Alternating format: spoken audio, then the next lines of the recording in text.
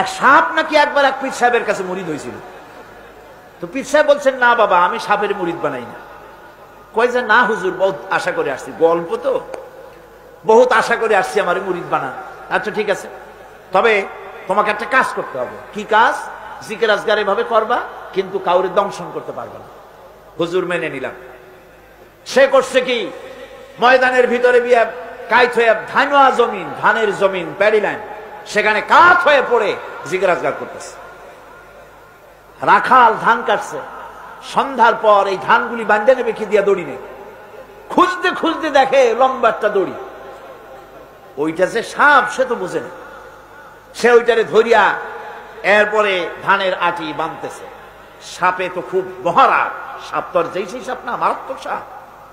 সাপ বলতেছে, আরে বাবা, তুই আমারে দড়ি মনে করলি, আমি তোর কেমন দড়ি, মুরিদ না হইলে টার কয়ে দিতাম।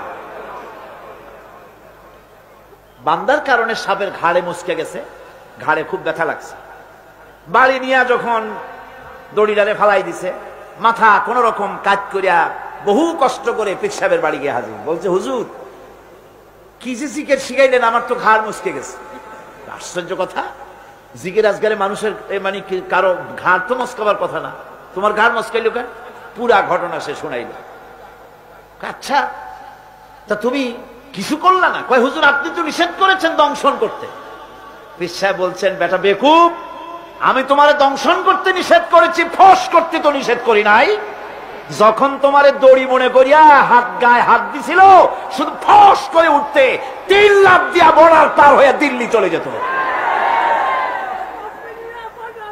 তুমি ফস করে উঠলা না কেন?